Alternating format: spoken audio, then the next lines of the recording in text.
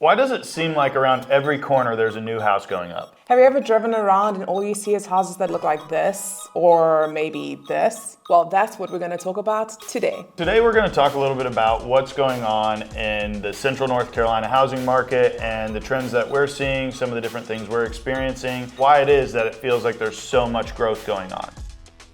I was with our executive director of a local homeless shelter this past week, and he had a really interesting fact for our area.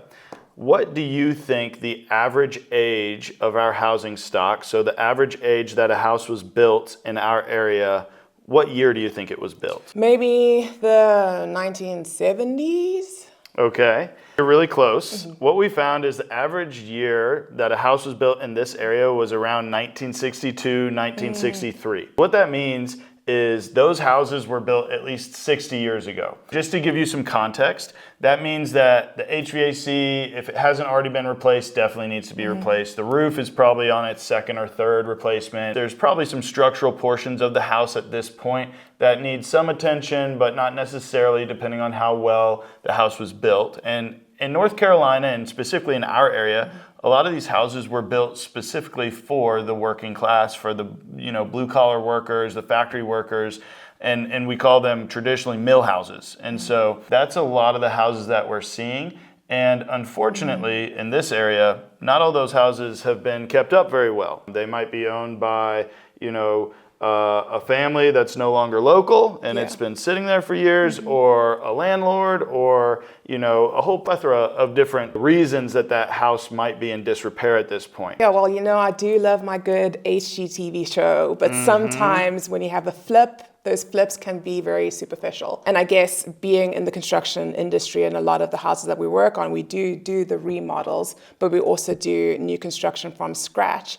But what I'm seeing as well, being a realtor and walking around with some of those clients, is that all of these houses look the same, but the quality of them are very different. So if we're going to be switching to doing more new construction, all those flips, is the quality of the material still the same as it was back in the 60s, back in the 70s? We have houses that were built in the 60s, the 50s, and a lot of what people talk about when they walk through those homes is, man, this house has great bones. And what we're talking about a lot of times there is, truthfully, the concrete at that time, the 2x4, structural members, it's very different than what we have today. And so building science has changed a lot. We're building houses differently. Houses that were built in the 60s and the 50s, they may be a little bit more forgiving. If some of those different, aspects of the house were to have some water damage, they might be able to sustain water damage for a longer time, and that's probably a whole nother video to talk about the building science. So stay tuned. Yeah,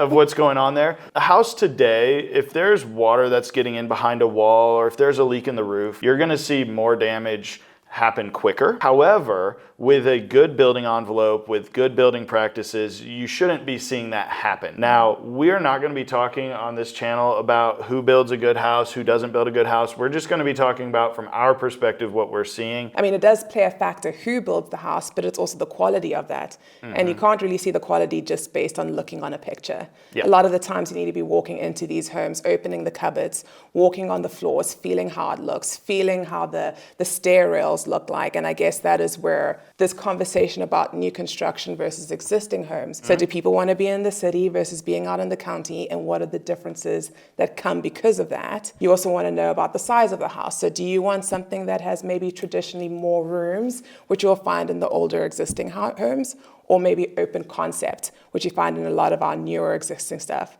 And I guess the give that you get with new construction or custom homes is that you can design what you want specifically for your needs, for your family's needs, which I think is pretty cool. Let's break it down a little bit. So we have a few different options here. If you're out there in the home buying market and you're looking at, let's just say, 3 different options. A remodel, which is an existing home that a builder or an investor or somebody has gone into and made a huge difference to the house, and now they're probably selling it for more than what they bought it for. Then you've got what we would call a spec home. So this is a home that a builder has gone out and built speculatively. And they're saying, I think that this is what the market wants. And so a lot of our national builders are doing that. They're going and building an entire neighborhood, and they're taking data from across the country and saying, we're going to build this house. It's going to look this way. It's going to have these colors. Because we think that that's what the market wants. And it's not only national builders. We do that. We build spec homes, and we do the exact same thing, taking similar data. And then you have something else that we do a lot of, which is building a custom home. And so if you're my client, I'm going to come to you, or most likely you're going to come to me, and you're going to say, hey, Roll Construction, I want to build a home. I'm going to have a laundry list of items. So I would like it to be maybe 1,600 square feet. I'd like it to be really good finishings. I want to specify the crowning and the siding that I want to have. I want to talk about how many rooms I want to have, and maybe a garage, an EV charger, all for $100,000. That's right, yeah.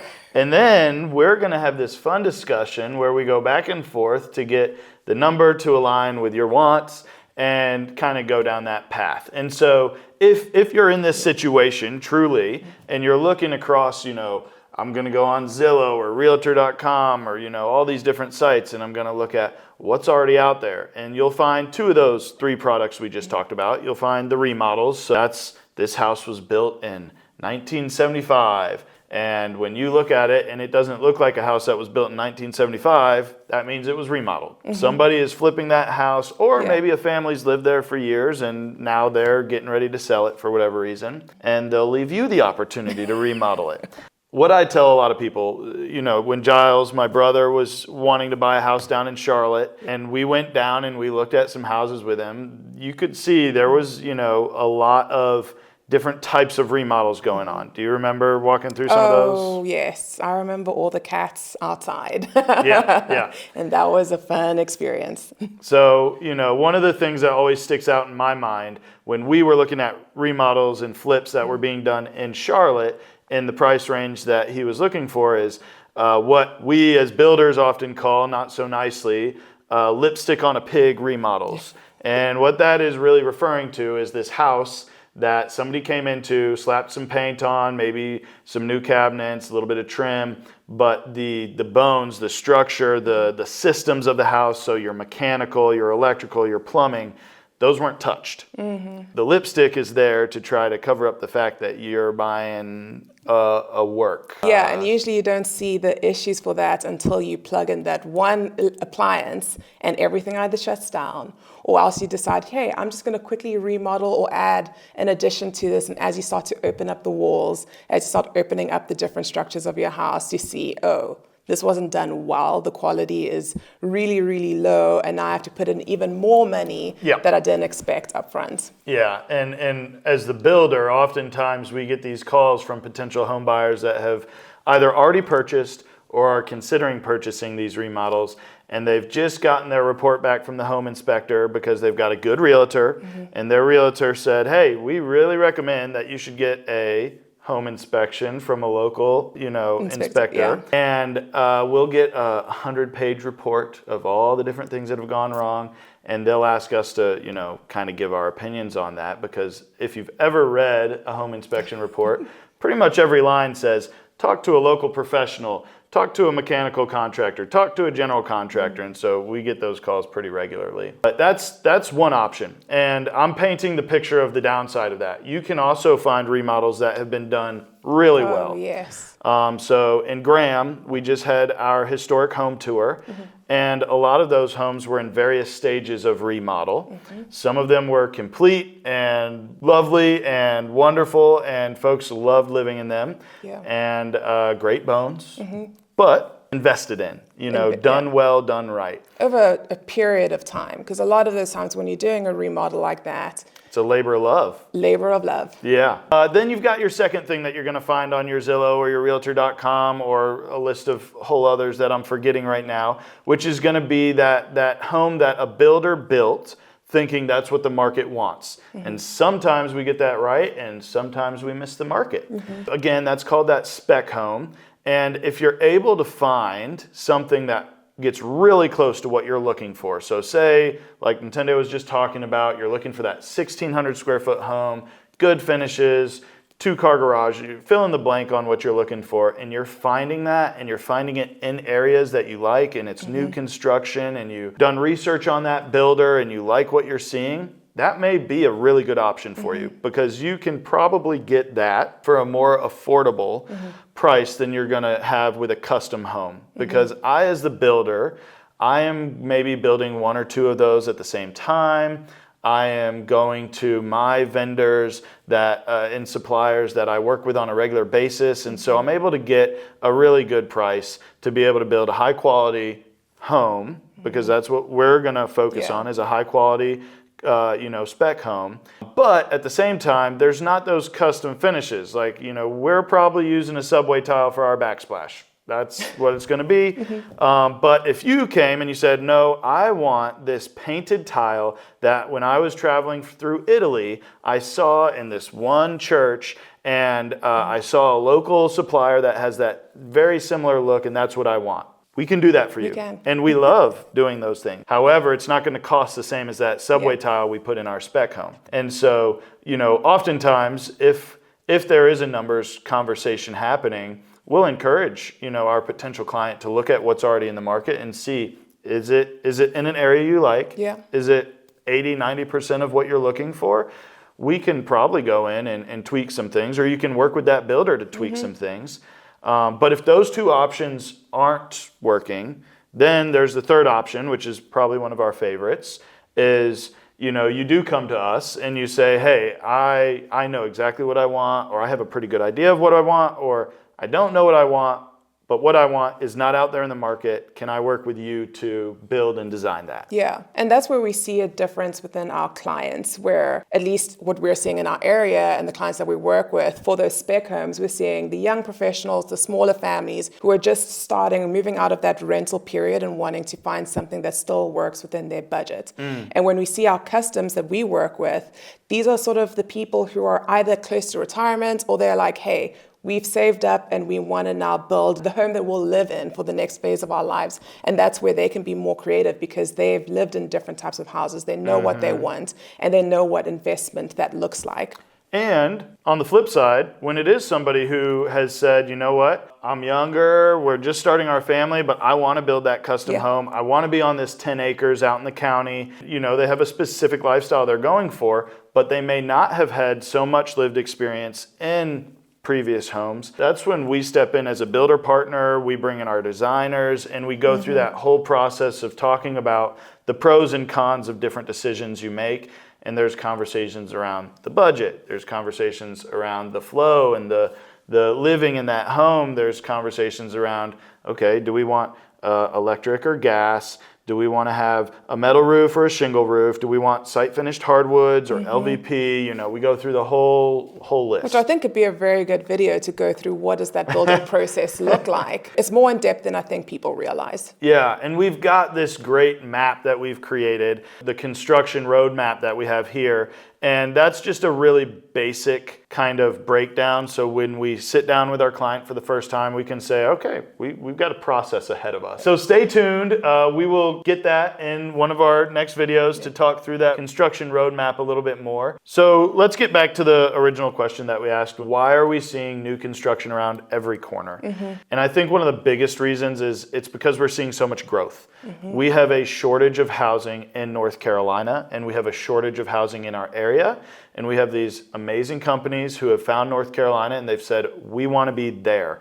We want to be a few hours from the beach. We want to be a few hours from the mountain. We want to have a little bit more affordable cost of living, better taxes. All these things are driving companies to North Carolina, and it's driving people to North Carolina. And so where are they going to live? I think that's very true. And also people are realizing the amount that they're paying for rent is very similar, if not more than what they would pay for a mortgage. So they're getting more information with their local companies, their lenders, their banks, and realizing, hey, I can actually buy a house and start putting the investment in there. There's definitely pros and cons with that, like there is with everything else. But that's what we're seeing. People are shifting away from that. And especially in Alamance County, we're seeing people moving away from the inner cities because they've just been priced out of that. And they're finding that commute from where we stay to our Greensboro, our Raleigh, Durham, our Chapel Hill and Hillsborough is actually pretty much the same. And they can be more out in the country, have more land, have more accessibility. And we're seeing these small towns becoming these hubs for people to invest their lives in. Yeah, which like you and I have done that. That's why we're here, is we saw that, you know, we could be in a major metropolitan relative to North Carolina, okay? So, you know, Charlotte, Raleigh, Durham, Asheville, those are some of our bigger, Greensboro, bigger, you know, metropolitan areas here, urban areas here. But we're smack dab in the middle of that. And so we can, in this area, build on a few acres. We can be in a cute, charming downtown like a Graham or a Mebane or an Elon. And you get that small town feel while still having access to, you know, very nice restaurants and other, you know, sporting events and so on and so forth in a Raleigh or a Charlotte or wherever. But let's not only focus on like the houses that are around every corner that are getting built. There's some growth pains and some frustration that comes along with that. Not every business that comes to North Carolina is a business that everybody's excited about. Big chunks of land now no longer going to be for housing, it's going to be for this huge industry. And people who either already were existing on that property or people who didn't envision their backyards to now be different. Yep. That is where you have to sort of fight with that tension between what the area can withstand. As a smaller builder, we're not really in that world. But we do get to see some of the changes that come from that. So we're getting calls from folks that are moving to this area from other areas for that job growth, for that higher wage, for whatever that looks like. Infrastructure is getting worked on. Our highways, you know, have projects that we are told are going to take 1 or 2 years, and then they take 4 or 5 years, and all that fun stuff that comes along with growth. I think that's all we've got for today. Hopefully this is interesting and helpful if you're going through the home buying process and you're considering these different things. We would love to be a resource to you, whether you work with us or not. We'll give you our opinions and what we've experienced in this industry. Please subscribe, like, comment, turn on those notifications, because next time we're going to actually be talking about what are the non-negotiables when it comes to building your home.